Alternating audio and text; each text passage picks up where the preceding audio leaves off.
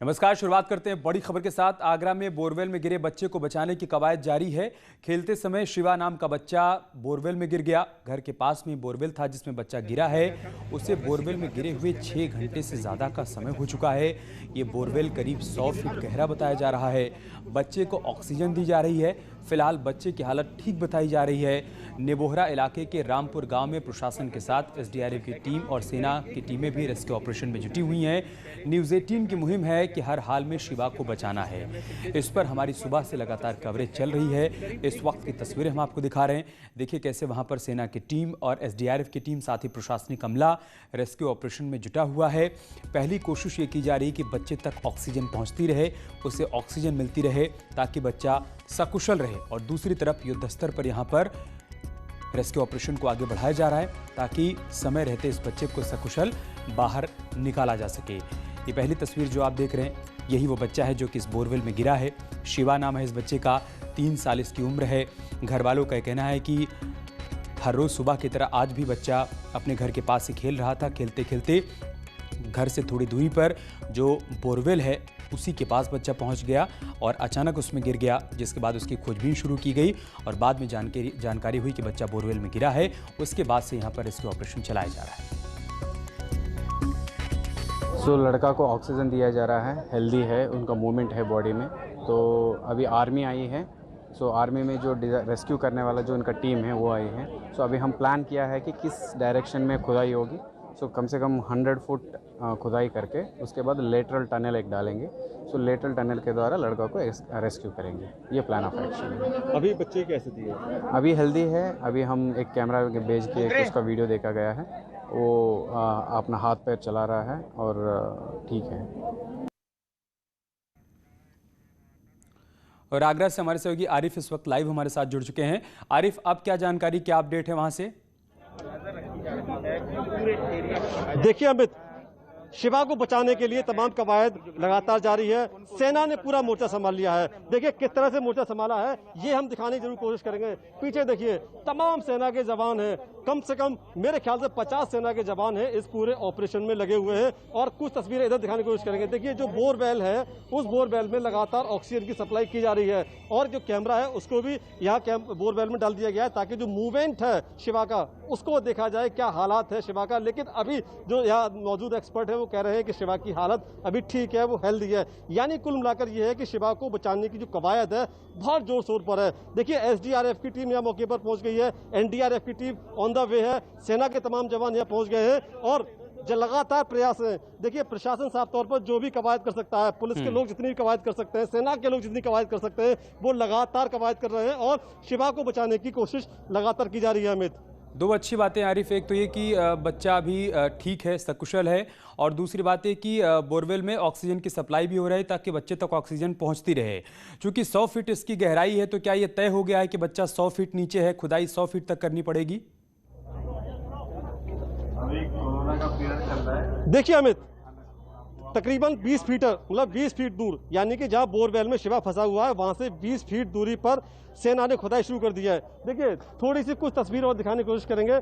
हालांकि भीड़ बहुत है, सेना के लोग बहुत हैं। यहाँ से जो जवान दिखाई दे रहे हैं उसके 20 फीट दूरी पर खुदाई शुरू हो गई है। यानी कि 100 फीट गहरी एक और टनल खोदी जाएगी और उस टनल के जरिए सेना के जवान शिवा तक पहुंचेंगे और उसके लिए तमाम जो इंजीनियरिंग वाला काम है वो किया जाएगा। एक जो छोटी सी टनल बनाई जाएगी उसको साधने के लिए, यानी कि किसी तरह की मिट्टी न गिरे, उसके लिए भी खास इक्विपमेंट सेना ने लगाए हैं और लगाए जा रहे हैं। यानी कि सेना जिस हिसाब से मोर्चा संभाले हुए है, उम्मीद है। देखिए तमाम दुआएं की जा रही हैं शिवा के लिए। हजारों लाखों लोग दुआ कर रहे हैं कि शिवा को बचाना है और शिवा बचे, इसके लिए दुआ की जा रही है और सेना भी अपना काम कर रही है। तो अमित कुल मिलाकर यह है कि बहुत बड़ा अभियान है, हर हाल में शिवा को बचाना है। जी बड़ा अभियान है आरिफ। चुनौतियां भी बहुत ज़्यादा हैं। 6 घंटे से ज़्यादा का समय हो चुका है।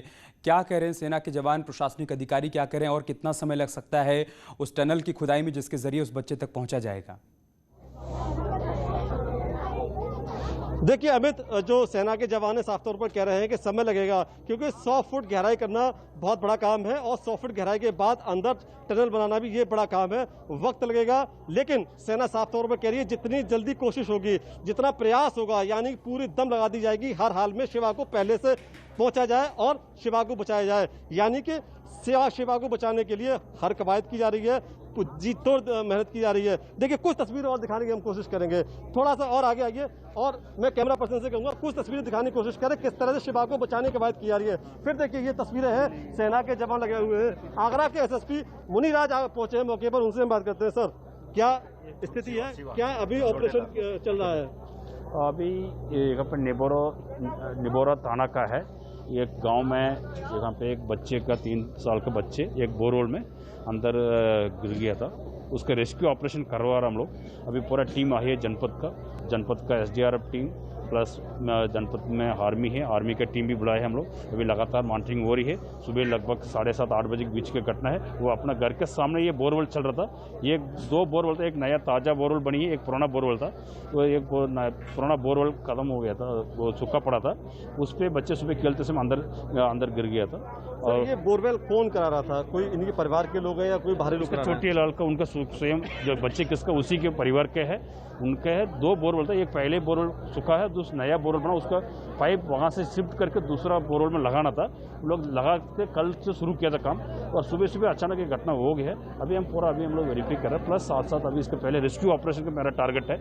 रेस्क्यू ऑपरेशन के लिए सभी टीम लगी है, दिल्ली से एनडीआरएफ टीम भी अभी पहुँच के फतेहाबाद तक, अपना आर्मी की टीम लगातार मॉनिटरिंग कर रही है। अब तक जनपद बच्चे का कंडीशन है, अब तक जो मूवमेंट ठीक ठाक लग रहा है। अभी हम ऑक्सीजन सप्लाई कर रहे हैं और उसका कैमरा का माध्यम से उन बच्चे का मूवमेंट हम लोग वॉच कर रहे हैं। देखिए अमित, आगरा के एसएसपी साफ तौर पर कह रहे हैं कि शिवा का मूवमेंट अभी है, हेल्दी है, लेकिन अभी एनडीआरएफ की टीम यहाँ पहुंचने वाली है। यानी कि यहाँ से करीब 15 किलोमीटर दूर अभी एनडीआरएफ की टीम है, यानी कि जो कवायद है उसमें और तेजी आएगी। साफ तौर पर देखिए अमित, मैं फिर कह रहा हूँ। ठीक है आरिफ, आप रेस्क्यू ऑपरेशन पर नजर बनाए रखिएगा, हम आपके पास आएंगे अपडेट के लिए। शुक्रिया आपका हमारे साथ जुड़ने के लिए। बड़ी खबर लखनऊ से, मंत्रिपरिषद की बैठक हो रही है। बैठक में यूपी बीजेपी के अध्यक्ष स्वतंत्र देव सिंह भी मौजूद हैं। बैठक में डिप्टी सीएम दिनेश शर्मा भी मौजूद हैं। कई अहम प्रस्तावों पर मंजूरी संभव है, ये कयास लगाए जा रहे हैं। लेकिन बैठक को लेकर अपडेट यही कि बैठक शुरू हो चुकी है और इसमें यूपी बीजेपी के अध्यक्ष स्वतंत्र देव सिंह भी मौजूद हैं। बैठक में डिप्टी सीएम दिनेश शर्मा भी हैं। कई अहम प्रस्ताव जो इस बैठक में लाए गए हैं उस पर चर्चा हो रही है। उम्मीद ये की जा रही कि इस बैठक में उन प्रस्तावों को मंजूरी मिल सकती है। हालांकि कौन कौन से प्रमुख प्रस्ताव हैं जिस पर बैठक में चर्चा हो रही है उस बारे में ज़्यादा जानकारी मिल नहीं पाई है, लेकिन शुरुआती जानकारी मिल रही है कि बैठक फिलहाल अभी भी चल रही है। हमारी सहयोगी अनामिका हमारे साथ लखनऊ से जुड़ चुकी है। अनामिका, क्या जानकारी, क्या अपडेट है आपके पास बैठक के बारे में? देखिए अमित, कई लिहाज से आज की जो बैठक है वो काफ़ी महत्वपूर्ण है, क्योंकि पहला तो ये कि जिस तरीके से पिछले दिनों पूरे कोरोना काल में जितनी भी मीटिंग्स हुई हैं कैबिनेट को लेकर के, वो या तो बाय सर्कुलेशन मंजूरी दी गई है अहम प्रस्तावों को, या फिर वर्चुअल माध्यम से हुई है। तो आफ्टर कोरोना की सेकेंड वेव ये पहली मीटिंग ऐसी है जहाँ पर सभी मंत्री जो हैं वो आसपास बैठे हुए सामने सामने देखकर बात कर रहे हैं।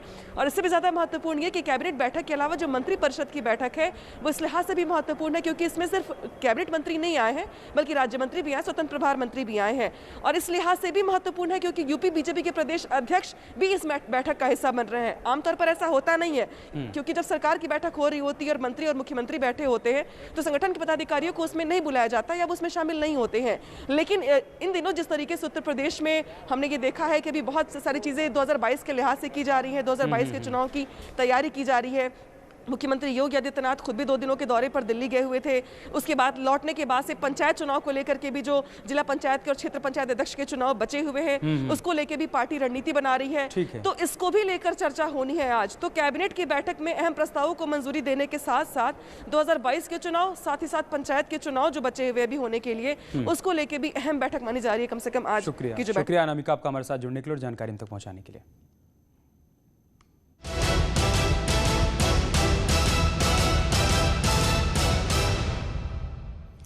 यूपी में कोरोना का ग्राफ तेजी से गिर रहा है। बीते 24 घंटे में 339 कोरोना केस आए हैं। पॉजिटिविटी दर घटकर 0.1% पर पहुंच गई है। यूपी में अब सिर्फ 8000 एक्टिव केस हैं। यूपी की तुलना में बाकी राज्यों की बात करें तो हालात बहुत खराब हैं। तमिलनाडु में बीते 24 घंटे में 14,016 केस आए हैं। महाराष्ट्र में पिछले 24 घंटे में 10,442 केस आए हैं, जबकि केरल में पिछले 24 घंटे में 11,584 केस आए हैं। आंध्र प्रदेश की बात करें तो यहां पर बीते 24 घंटे में 6,770 केस आए हैं। लेकिन यूपी में कोरोना का ग्राफ बहुत तेजी से गिर रहा है। बीते 24 घंटे में सिर्फ 339 केस आए हैं पूरे प्रदेश में।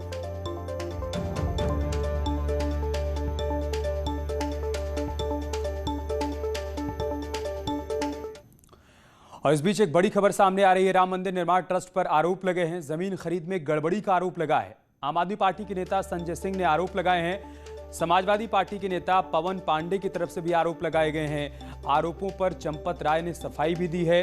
राजनीति के लिए भ्रम फैलाया जा रहा है, ये कहा है चंपत राय ने। बड़ी खबर हम आपको बता रहे हैं। एक तरफ आम आदमी पार्टी हमलावर है, समाजवादी पार्टी के नेता पवन पांडे ने भी आरोप लगाए हैं और इन सब के बीच चंपत राय का बयान सामने आ गया है। सफाई दी है उन्होंने कहा है कि राजनीति के लिए ये पूरा भ्रम फैलाया जा रहा है। मामले को लेकर चंपत राय ने ट्वीट किया है। उन्होंने कहा है कि राजनीतिक विद्वेष से प्रेरित लोग जमीन खरीद के संबंध में समाज को गुमराह करने के लिए भ्रामक प्रचार कर रहे हैं। ये ट्वीट है राम जन्मभूमि ट्रस्ट के महासचिव चंपत राय का। अपने ट्वीट में उन्होंने लिखा है कि राजनीतिक विद्वेष से प्रेरित लोग जमीन खरीद के संबंध में समाज को गुमराह करने के लिए भ्रामक प्रचार कर रहे हैं।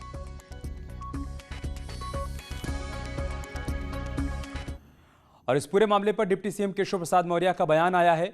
उन्होंने कहा है कि जिनके हाथ खून से रंगे हैं वो सलाह ना दें। अगर गड़बड़ी हुई है तो जांच होगी। साधु संतों पर सबको विश्वास है, यह हमारे लिए आस्था का विषय है, ये भी कहा है केशव प्रसाद मौर्य ने। बड़ी बात केशव प्रसाद मौर्य की तरफ से कही गई है। उन्होंने कहा है कि जिनके हाथ खून से रंगे हैं वो सलाह ना दें। अगर गड़बड़ी हुई है तो जांच होगी। साधु संतों पर सबको विश्वास है। देखिए, जिनके हाथ राम भक्तों के खून से रंगे हैं वो सलाह ना दें। अगर कोई किसी ने भी गड़बड़ किया होगा, ट्रस्ट उसकी जांच करेगा और जो दोषी होंगे उनके खिलाफ कार्रवाई होगी। और रामलला का भव्य मंदिर निर्माण का काम चल रहा है, वो भव्य मंदिर का निर्माण का कार्य होगा। और सलाहकार ना बने, पूज्य साधु संत वहाँ पे मंदिर निर्माण जो ट्रस्ट है उसके साथ जुड़े हुए हैं और सबको विश्वास है कि कहीं अगर कोई गड़बड़ है तो उसकी जांच होगी, जो दोषी होगा कार्रवाई होगी। नेटवर्क 18 और फेडरल बैंक की संजीवनी गाड़ी देश में कोरोना प्रभावित इलाकों की यात्रा कर रही है। वैक्सीन को लेकर जागरूकता लाने में सहयोग देकर आप भी हमारी मदद कर सकते हैं। आपको दिखाते हैं कि आज संजीवनी गाड़ी किन किन इलाकों का दौरा कर रही है।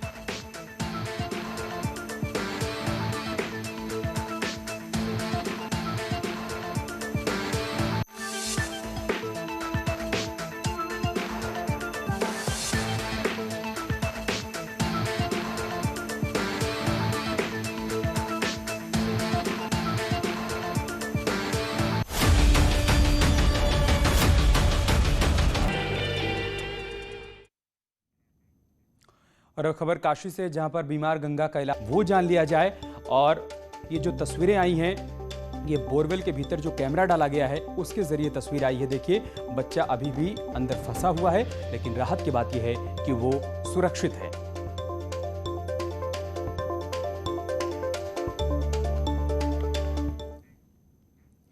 और बात करते हैं मिशन संजीवनी की। न डरिए न डराइए, सच जानिए और प्लीज वही बताइए, अफवाह मत फैलाइए। वैक्सीन ही है हमारे लिए संजीवनी का कवच है, इसे अपनाइए। और यही काम नेटवर्क की टीम भी कर रहा है, जो फेडरल बैंक के साथ मिलकर वैक्सीनेशन को लेकर जागरूकता अभियान चला रहा है।